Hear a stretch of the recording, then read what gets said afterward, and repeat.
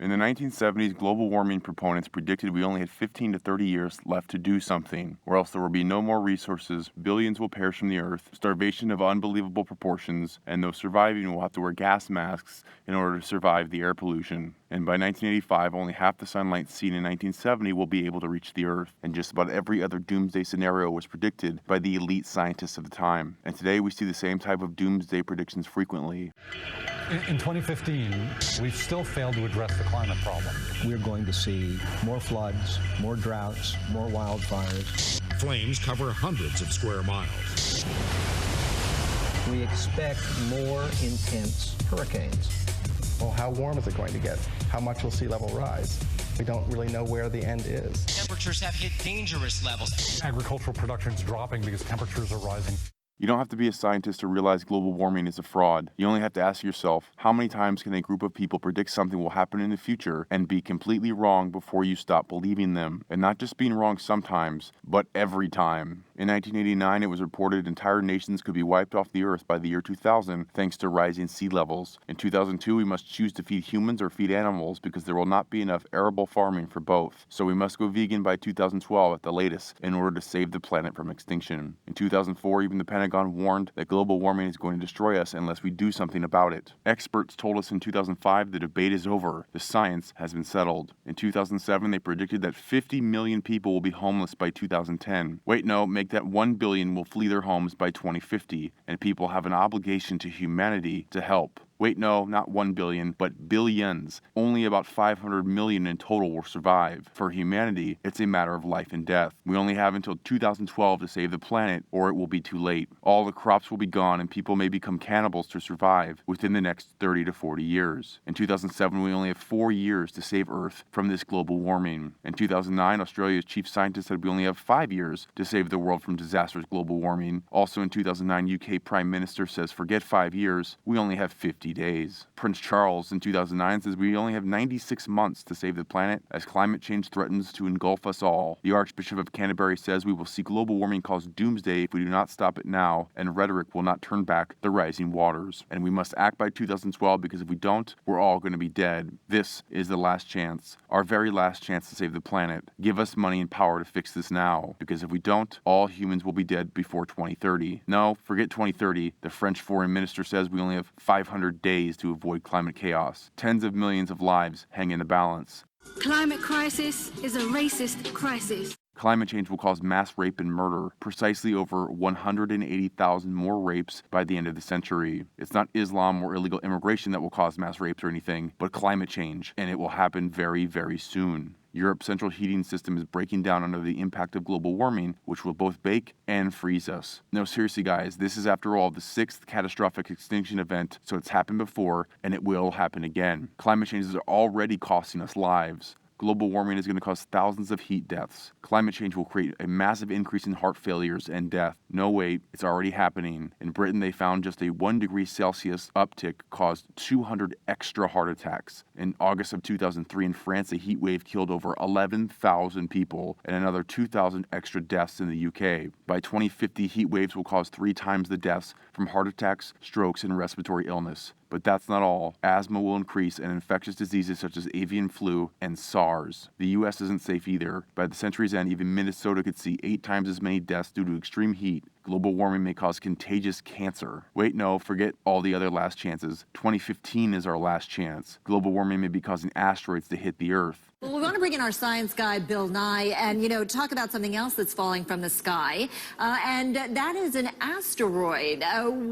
What's coming our way? Is this an effect of perhaps global warming? UFO sightings are skyrocketing. Climate change may also get us attacked by aliens who are so appalled by our planet-polluting ways that we may be a threat to the entire galaxy. Global warming may kill off our beloved ginger people. It's poisoning our wonderful Canadian Eskimos. Even equality isn't safe from climate change. There are enormous health consequences that this catastrophe is causing. Another public health crisis, just like tobacco, the one that got us a lot more regulations, remember? We need better surveillance and more research grants to fix the problem, of course. In order to stop global warming, we should produce and consume less, which means we should all work less. Finally, the left-wing dream of nobility and laziness. We can start with 10 hours less per week and take more vacations so you're not commuting with all that carbon from your vehicle. If you don't listen now, global warming warming may cause 5 million illnesses. It's causing malaria to spread, and in Sweden, tick-borne illnesses have risen in direct correlation with warmer winters. Climate change is already claiming more than 150,000 lives each year by heat waves and respiratory illness. It will make the Zika virus even worse. Super Zika virus and Super Zika, along with dung fever and Lyme disease, are spreading through America because of climate change, when it used to only be in places like Africa and Latin America. Yes, it's because of climate change. It absolutely has nothing to do with importing people from these places. It came here naturally through the heat. West Nile virus is spreading through Maryland and Virginia and all throughout North America.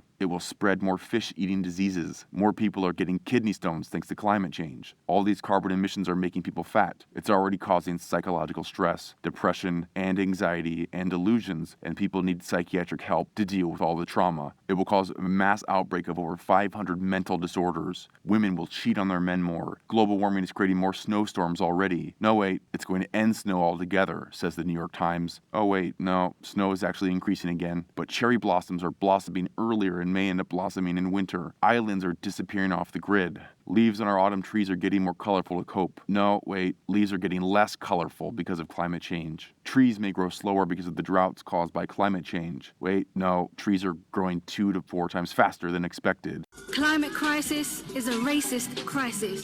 Global warming is causing itchy or poison ivy. It's already slashing animal gene pools off the face of the earth. Wait, no, it's causing massive booms of squid. No, it will be the end of animal life as we know it. Sea life will die out in 30 years or so. Wait, it's causing mass breeding and invasions of cats, mass invasions of rats. It's causing oyster herpes. Climate change may also cause mutant sharks that will kill us. It's already causing more shark attacks everywhere. Global warming may cause super duper fast spiders that will get you. No, wait, it's killing animals again. It's killing off animals like koala bears. It's killing off tigers and creating lonely tiger widows with no tiger husbands. It's freezing baby penguins. Climate change is causing killer trout and massive waves of painful stinging jellyfish. Even killer stingrays. It's wiping out elephants and rhinos. Nothing to do at all with African poachers. Climate change may kill off monkeys and gorillas. Even our wolverines may go extinct. Flubbery walruses and their wonderful tusks may be no more under this global warming disaster. It's killing possums, and it's killing leeches. Sheep are getting smaller. It's disrupting shrimp sex. It's making dogs depressed. Short-nosed dogs may cease to exist too. It's killing off bees in massive waves. No, wait, it's creating more bees. We must go vegan and get rid of these animals who are causing more greenhouse gas emissions. Yeah, we should kill all camels who can emit 1/6 of the carbon emissions as a car. Polar bear populations are dying with global warming, melting the ice faster. Oh wait, no they aren't. Polar bear populations are doing just fine. Well, grapes aren't. Climate change is making grapes even more sour. It's even causing a chocolate shortage. We're also losing milk to go with our chocolate too. Even maple syrup is falling apart because of global warming. Food prices are soaring. Coat manufacturers are going to go out of business with all the warmth and having no need for coats. Our satellites are getting confused with the upper atmosphere getting less dense. Waves of migrants are coming from Mexico because their crops are failing. Yeah, that's why they're coming here, and we should let them in because climate change killed their crops and it's our fault. Yes, climate change is causing economic inequality. A Cal Berkeley study says that climate change will increase global inequality, benefiting colder countries like Europe, who are more advanced and rich, and countries like Africa and South Asia, which are poorer, will be harmed and the inequality gap will increase. The cause is totally climate change. Rich countries are screwing over the poor. The rising sea levels are flooding the city of Venice. Climate change is destroying infrastructure in Alaska. It's causing Minnesota basements to get wetter. It will cause the Great Lakes to have record low levels of water. But then, a few years later, will cause the Great Lakes to have record high levels of water. Global warming has stopped suddenly. Yes, after global warming paused, the record cold is now evidence of man-made global warming. Yes, the Arctic's weight gain is evidence of global warming. No, wait, the Arctic could be completely ice-free by 2013 because of massive heat and melting of the polar ice caps. The scientists of the day said, "For the record, I do not think any sea ice will survive this summer, an event unprecedented in human history today. This very moment, transpiring in the Arctic Ocean, humans have benefited greatly from stable climate for the last 11,000 years. Not anymore. We now face an angry climate." Fast forward to 2015, and there's still ice. No, wait, it's gaining ice. Yep, it's gaining ice. But even gaining ice is somehow caused by climate change too. Wait, no, they're back to Antarctic ice melting. In fact, the whole continent may be at risk by the end of the century, and it could raise sea levels by 11 feet by the end of the century. Boston may be Atlantis in waiting. The Statue of Liberty will be underwater very, very soon. And networks like CNN who tout this rising sea level will drown the cities have no problem buying brand new buildings right on the water.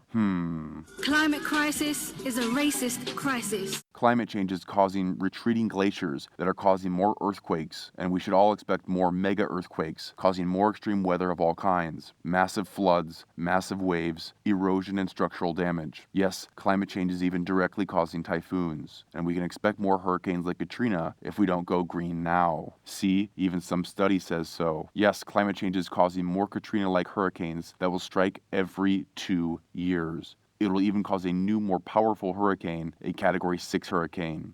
We've all heard of the Category 5 storm, the worst.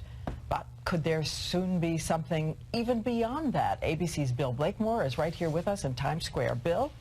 Yes, Diane, the scientists making predictions today are grappling with a lot of new evidence that shows man-made global warming has been making hurricanes worse around the world. And yes, some scientists are even considering adding a new hurricane category, 6. NBC News in depth tonight. Hurricanes and global warming. Is there a connection? As new storms brew in the Atlantic tonight, scientists studying the Earth's climate say we are experiencing stronger hurricanes in this century, a trend that's likely to continue. In depth tonight, here's NBC News chief science correspondent Robert Bazell. Was Katrina a warning of more terrible hurricanes in the next few years? I think the biggest lesson from Katrina a year later is that those same ingredients, sort of a city below sea level hit by a major hurricane, will be replicated by global warming all along our Atlantic and Gulf coastlines. That means, lower Manhattan, for example, is right at sea level now. If we get 3 feet of sea level rise from global warming, much of lower Manhattan, much of parts of Washington, D.C., a lot of Miami, all our coastal cities will be below sea level. Oh wait, there is no manifest expectation within the constructs of potential intensity theory that mean a tropical cyclone intensity has increased over the past 30 years. Oh, hurricanes have actually declined and gone through a drought. You mean the doomsday hurricane regular occurrences that climate scientists predicted in 2005 fail again? 127 months since major hurricane strike? Hurricane strikes have declined as CO2 has increased? But what about other extreme weather? Tornado deaths? Down too. Tornadoes correlating with CO2 levels? Nope, no correlation. What about rainfall? Nope, no correlation with CO2. What about sea level rise? Nope, no correlation with CO2. What about temperature? Nope, no correlation. Yes, it's all a hoax. A hoax is a deceptive act intended to hoodwink people through deliberate misinformation and including factual omissions and fraud. Like erasing data that shows a global warming pause is thwarting the global warming agenda. Like here and here. No warming for 58 years, and then a hoax is carried out by using the updated and corrupted data in new academic and scientific studies and publications to perpetuate the lie. But they have explanations, 52 of them in fact, and growing by the day. Or how about just erasing ice from the Arctic to show that it's really gone and it's really melted? That could work. How about fiddling with past temperature data to keep the climate change dream alive? Like here and here. How about fiddling with some sea level data? Sure, let's do that too. How about fiddling with some temperature data while we're at it? And this is for the last 19 years, roughly speaking, the temperature has not gone up. It's been constant for 19 years. So it hasn't gone up. And there was a big peak in 98, that's very recognizable. So what did the people who measure temperature do with that? Well, here is the latest temperature they have measured now, and they see the curve here, and if you look at the edge here, it goes up. How can that be when I just showed you the other curve, the temperature has been constant? Well, the reason for that is that they include now the ocean. But for 100 years, the ocean has not been included. Why do you think they include the ocean? Because it's more accurate, or because they can fiddle with the data? That's what NASA does. So Obama said last year that 2014 was the hottest year ever, but it's not true. It's not the hottest year. So if you don't believe I'm cheating you, here's some satellite data, and this is the peak in '98, and you see basically the satellite data shows the same thing. The temperature has not increased. How about cherry-picking data sets that will advance our cause? Or using studies which are just polls of people that ask people if they believe they've experienced extreme weather this year, and somehow that makes climate change a real thing. Despite 16% of them saying they've experienced a hurricane in the past year, but there wasn't a single hurricane during the last year. Or just hide the data from others. Or just use secret science that can't be verified. Or using compromised thermometers because it may show what we want it to show, and if it doesn't, we can just blame it on the faulty equipment. Or we can just say the satellites are lying, or just faking other studies like fuel studies, even when they get caught after manipulating data sets, falsifying evidence, suppressing counter evidence, falsifying and erasing data to advance climate change. It's fine, because this climate change agenda isn't based on science or evidence in the real world, it's based on climate models. And as the co-founder of Greenpeace adds, it doesn't matter what's true, it only matters what people believe is true, even when their data sets and predictions are proven wrong, even when they are caught red-handed committing fraud, even when they admit that they got caught red-handed, even when the cloak that concealed the corruption of climate science is removed, and science itself has regressed because of it. They can always just change the rules. These people have no interest in what's actually true. They won't even pressure anyone to answer questions about the smoking guns that we found. The reality is the temperature has always changed throughout history, even before fossil fuels. The climate is always in flux. But what does all this climate scamming actually cost us? Well, in addition to the $32 billion on climate change studies, the $54 billion in regulatory administration, billions more in fake subsidies and carbon credits, the fraud of climate change is costing $1.5 trillion per year. That's as much as the entire online shopping industry. And what will this $1.5 trillion a year get us? The same change in temperature difference as from the top to the bottom of the Eiffel Tower. My research might best be described as building data sets from scratch to advance our understanding of what the climate is doing and why it does what it does. The main point of my testimony is simple. There is no causal link between the elimination of any single project and changes in the global climate. Thus, no individual project should be held up due to climate change concerns. But let me go much, much further. Suppose the United States closed everything and ceased to exist on this day, May 13th, 2015. No people, no cars, no industry, no utilities. Climate models tell us the result of this imaginary scenario in 50 years might be a few hundredths of a degree, an amount smaller than the amount by which the global temperature already bounces around from one month to the next. The impact would be so small as to be unattributable to regulations. This result is well known as described in my written testimony. I have presented similar calculations in federal court that went uncontested. And in 2016, Obama committed another $12 trillion from U.S. taxpayers over the next 25 years. But how does something so corrupted, so openly flawed and imprecise, so fraudulent still stay afloat in the public's mind? In addition to the fake studies and statistics being scammed from the liberal echo chambers, like that 97% of scientists support climate change is real and man-made lie, there are several other tactics that keep climate change alive. The first is propaganda, teaching children that Santa is dying because of the Arctic ice melting, indoctrinating the young by assigning homework based on the assumption that climate change is real, putting out plays that advocate killing those who deny climate change and villainizing them, photoshopping elaborate doomsday photos that feed the imagination. The fake studies, the fake statistics, and the credibility of those who speak them satisfy the rational mind, but the pictures satisfy the emotions and imagination. But it's not just propaganda, there's also another tactic, another extremely popular one among the political left. Good old-fashioned bullying, spamming those who question climate change on social media to shut them up, popular publications heckling those who question them and treating them as reasonless, or claiming that those who question are frauds should seek professional psychiatric help, comparing those who question climate change to racists full of hate. Climate crisis is a racist crisis. Taxing those who don't fall in line with the fake scam, muzzling all scientific dissent in any way possible, and making sure that those who express dissent have their careers and reputations shattered, or just defunding scientists who express any criticism so they can't advance their careers or prove you wrong. I ask, who would I rather have on my side? Alan Jones, Piers Ackerman, and Andrew Bolt, or the CSIRO, the Australian Academy of Science, the Bureau of Meteorology, NASA, the US National Atmospheric Administration, and every reputable climate scientist in the world. I mean, there are vast quantities of scientists who at least question the concept of man-made global warming. It is true that the ones that go public are usually scientists either who have retired or who come from other disciplines. Nothing to lose.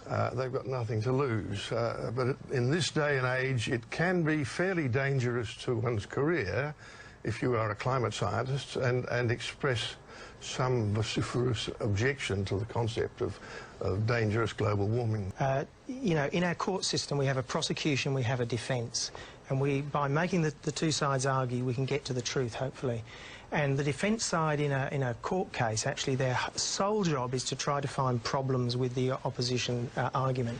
Now, in science at the moment, we only hear one side, and one side is funded. The other side is not funded. So we have a situation where, in fact, it's like a court case in China, and therefore the public actually can't have a great deal of faith in science at the moment. We need scientific reform, in fact, before we go and do things to our economy. Or getting government agencies to target the opposition illegally. The press won't cover the crimes anyway, so nothing to worry about being caught. We will strike fear in anyone and everyone who thinks about opposing us, and if that starts to fail, if the scam still starts showing its face and people stop believing in the hoax, we will get even more aggressive. We will criminally prosecute dissenters at the state level and at the federal level. Scientists will advocate to eat their own if they stray from the liberal order. This scam is too important, and those who advocate the complete abolition of freedom as we know it, by prosecuting those who dare conduct objective scientific research and speak about the findings. But the question remains, why? What is all this for? What does all this fraud, deception, bullying, and abolition of freedom actually do? Why are these people willing to go such lengths to do this? Well, for several reasons. One, climate change has made many a man rich. The government will reward you if you play along, with massive amounts of funding or political favors. You can even get carbon credits and sell them to companies to avoid paying fines. And with so little overhead, you can make a killing on carbon credits. Al Gore himself, hundreds of millions of dollars. But the second reason is power. If the climate is in danger and you're on the left, where the ends always justify the means anyway, you have to circumvent the law to stop climate change, because if you don't, everyone will die. So it's fine. You know better. Seize control over more and more. Whether it's government agencies getting more taxpayer money and more power to do as they please, or more regulations on taking out your garbage, fining you for not recycling the way they tell you to, or taking control over what companies are allowed to produce, or giving themselves power to seize control over things that they don't yet fully control, like the oceans of the earth, or paying government cronies not to produce because the green energy sucks and it's not in demand, and at least we can attribute the problem of not producing is that we need more funding and more power to make it work. You can even sue your government if they don't pass laws based on fraudulent data and corrupted science. In other words, the climate change threat to humanity gives those in government a noble alibi to circumvent your freedom and collect the power and control the left have always dreamed. Professors call the president to suspend constitutional rights and freedoms, for we don't even have time to wait to find out whether it's true or not. Just take control, Mr. Government. As this University of Oregon professor writes, public opinion does matter in democracy, but this is a time when following it would be a serious mistake. We can change laws and be good for it, because if we don't, we'll all die, remember? If you give us enough power and freedom to do as we wish, the government can stop climate change and potentially even control the weather. That's how amazing government really is. Climate change is so important, even the First Amendment and Constitution aren't worth preserving. Even if we openly commit crimes and conspiring to steal your constitutional freedoms, it won't matter. We're doing it for good, remember? So that makes us good. The ends always justify the means. But with enough power, the government is after the great liberal utopia, and with control over resources, control over freedoms, and even the ability to ration out resources as they please globally, the left believes they can achieve their dream of equality across all nations and peoples. So they came up with the enemy of global warming to get everyone to agree to relinquish their livelihoods, because if we don't, we will die. As Timothy Worth says, we've got to ride this global warming issue. Even if the theory of global warming is wrong, we will be doing the right thing in terms of economic and environmental policy. As former Canadian Minister of the Environment says, no matter if the science of global warming is all phony, climate change provides the greatest opportunity to bring about justice and equality in the world.